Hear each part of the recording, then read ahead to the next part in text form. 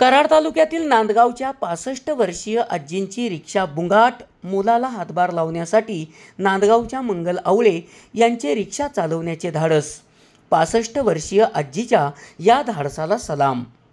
Two wheeler असो वा four wheeler, ती चालवताना महिलांना कसरत करावी लागते. काही महिला सरावाने सराईतपणे वाहने चालवतात, तरीही मनात धाकधूक असतेच.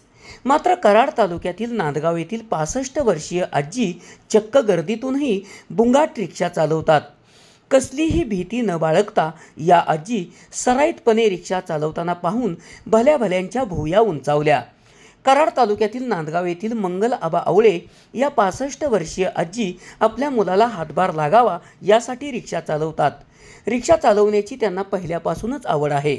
मात्र गर्दीत रिक्षा चालवण्याचे धाडस त्यांनी कधी केलं नव्हतं.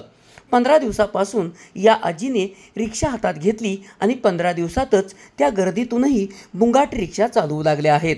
आपल्या मुलाच्या संसाराला हातभार लागावा, तसेच आपली आवडही जोपासता यावी यासाठी या आजीनं हे धाडस केलं आहे. कराडमधून रिक्षा चालवताना वाहतूक कोंडीचा सामना नित्यनेमाने करावा लागतो.